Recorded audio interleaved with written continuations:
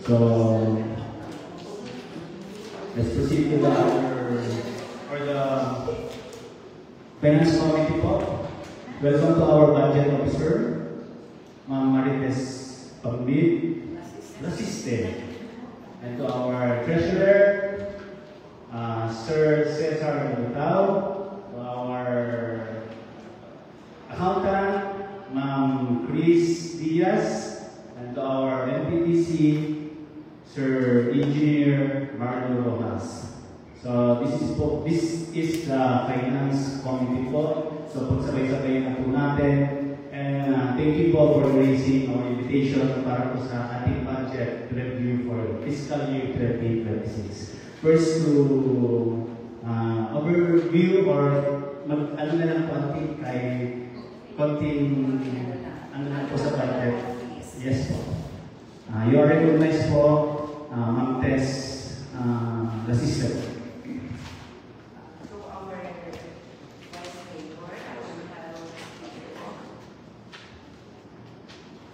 Chairman on Committee on Appropriation, Budget Management and Maintenance, S.P. Banjo, with the co-chairman, S.P. Galambay, and with the presence, of course, of Honorable Tony Apostol and Honorable Hilaria Butan. Good afternoon po everyone. Ang ano po ng ulit ng Budget Office is to consolidate the budget proposals of all the departments. Yun po yung unang-una. And then, to assist the mayor in the preparation of budget and during budget hearings. Study and evaluate budgetary implications of proposed legislation and submit comments and recommendations therefore effectively. Coordinate with the treasurer, accountant, and the planning and development coordinator for the purpose of budgeting, which is the local finance committee. Assist the Sangguniang Council in reviewing the approved budgets of component local government units, and the dot is the annual budget of the 20 barangays. And I would like to thank Vice Mayor Harold and to all the SB for the immediate enactment of the 20 annual barangay budgets for 2026. Maraming salamat po. Nauna ko sila. And to coordinate with the planning, development coordinator in the formulation of the local government unit development plan, and to act as a member of the local finance committee. And the vision of the office of the municipal budget officer is that resources are efficiently and effectively responsive to the needs of the populace. And the mission is to support the entire LGU in management of its activities and protect against fraudulent activities under the basic principle that funds shall be disbursed pursuant of an appropriation ordinance of the law approving the budget, which is the local Sangguniang Bayan headed by our Vice Mayor Harold Prestigio.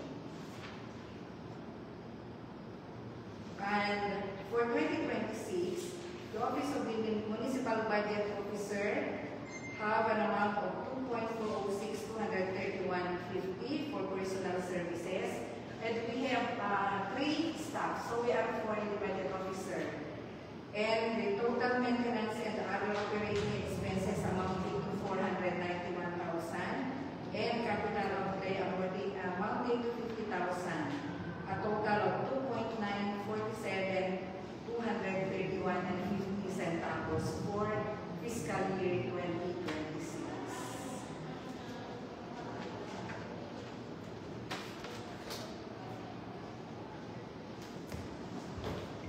Thank you po, Ma'am Marites Lasiste. Vice, magsalita po present po muna sila ng budget bago tayo let's proceed to the municipal accountant or the municipal accounting office headed by Marcus Diaz. You are recognized, ma'am. Thank you, Chair. Good afternoon, Honorable Vice Mayor, Attorney Harold Prestigio, and to the body and my fellow government servants. Magandang hapon po sa atin. The mandate of an accounting office for local government unit is to manage and oversee its financial services reporting all the financial transactions, preparing financial statements, maintaining accounting system, preparing reports to aid management in decision-making and support good governance. The proposed 2026 budget for accounting office is as follows.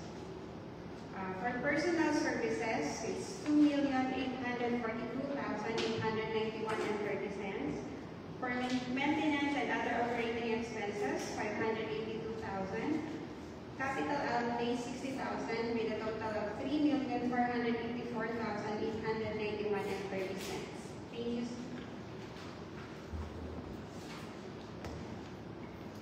Thank you, Ma'am Chris Diaz. So, let's proceed to the Treasury Office, headed by our Municipal Treasurer, Cesar Lato. You are recognized, po. Thank you, Mr. Kim.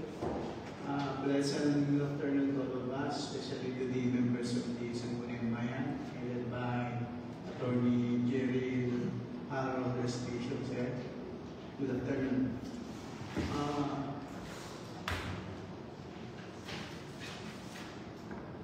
The mandate and vision of our office as follows.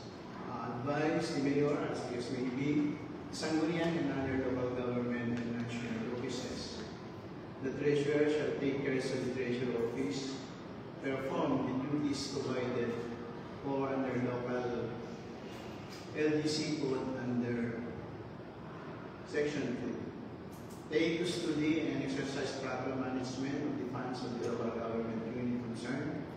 Take care of the disbursement of all local government funds, as other funds, the custodial of which may be entrusted to me by law or other competent authority. Inspect private, commercial, and industrial establishment within the jurisdiction of the local government unit concerned in relation to the implementation of tax ordinances pursuant to the provisions under Book 2 of this code. Maintain and update the tax information system of the local government unit.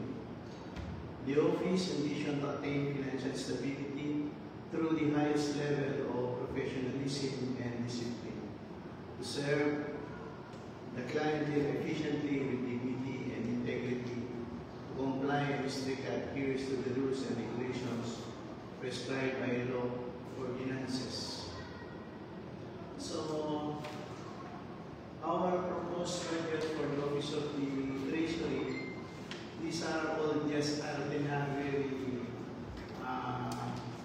expenses. Wala naman pong special na projects dito sa office namin. Ito lang yung regular na expenditures. So, I'll just mention the line items. Itong mga personal services, fixed naman po ito, computed by the Municipal Budget Officer based on the circulars na allowed para po sa ating mga class ng munisipyo. So, the first line item is salaries and wages amounting to 3,151,080. So, 12 po kami sa opisina. So, salary po namin lahat ito. 12. Then, the personal economic allowance, then 288,000. Representation allowance, 67,500. Transportation allowance, clothing allowance, then year-end bonus, cash gift, other bonuses and allowances, life and retirement insurance contributions, pag-ibig contributions, PhilHealth contributions, PCC contributions. So, total personal services is amounting to 4,832,661. Then, for the maintenance and other operating expenses, we have the traveling expenses for local, amounting to 120.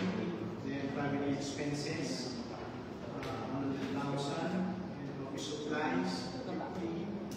Accountable phones expenses, 20. Postage and employer services, 6,000. And telephone expenses for 24,000. Then, repairs and maintenance, machinery equipment, 20,000. Then,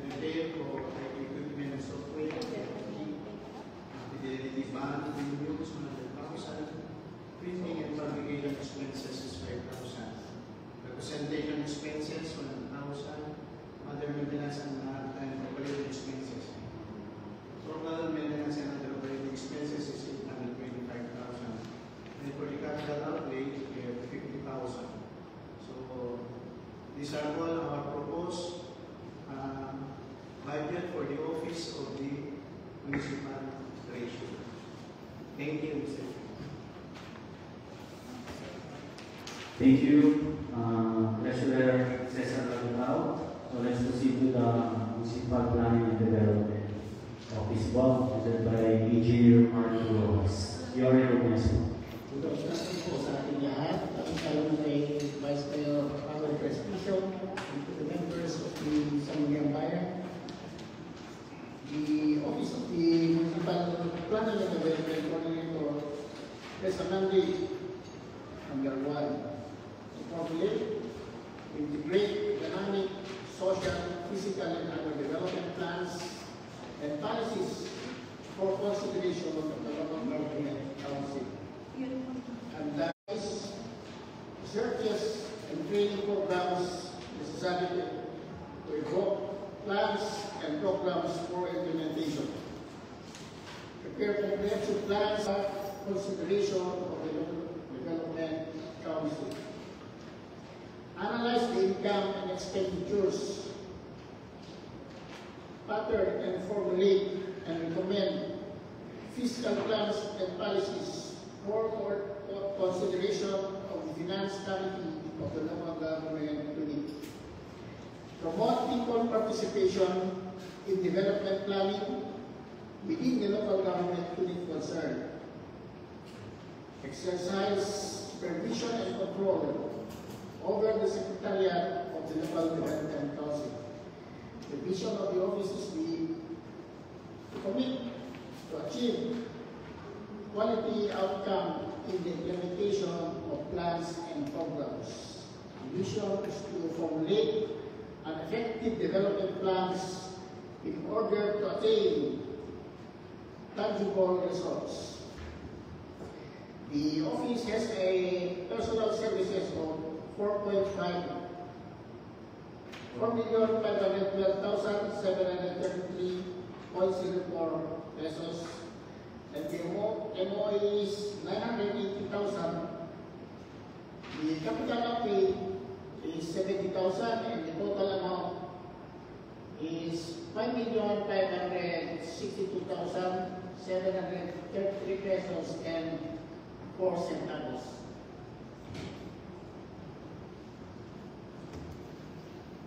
Thank you, Engineer Marlo Rojas.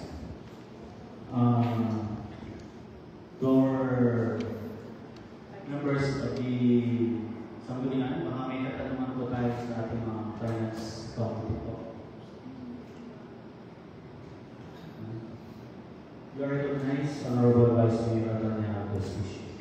Maraming salamat po, Heads of Departments, sa pagpunta ninyo sa aming meeting ngayong araw. Ito ang nagkakataon na ito ngayon sa amin dahil kailangan po yung ilang pagkakataon na nakikita tayo.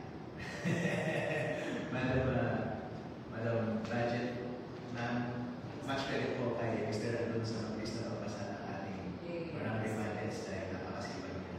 Diba? Yes. Diba? Our marathon hearings pala. Ito na this week na, right? Yes. Kaka-introduce lang last Monday and promise natin, meron na kami blue. Ordinances and resolutions on Monday. Yeah! So last credit sa head ng committee on appropriation, si Mr. Number 1, Manjo Blue. Member Mr. Galabay and ating mga participants dito, Mr. Tony and the rest of members of the council. Ating mga kababayan, dito po yung mga binanggit po nila na gastusin ay para po sa kanilang mga opisina. At sila po, ang opisina po nila ay para supportahan ang ating munisipyo at hindi po sila implementing offices. Ano po, ng mga specific programs. So yung mga items po na diniscuss nila sa inyo ay standard po yan. Wala masyadong room para magdagdag or mag-cost. So, base naman po sa ating pagsisiyasan, lahat naman po sila ay regular. So, wala po tayong masyadong itatanong sa kanila. Ayun po. Kundi, ibigay naman namin ang aming pagbalik. At asasalamat sa inyong pagbalik.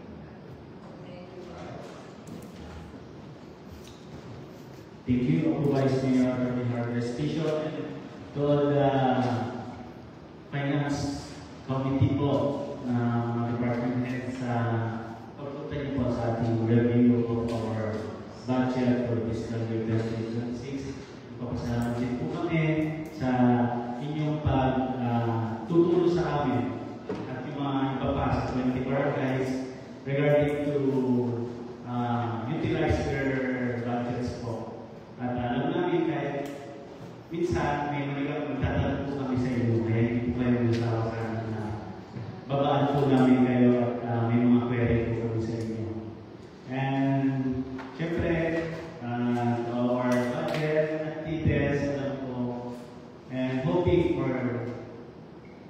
din po, ma-aprobahan na po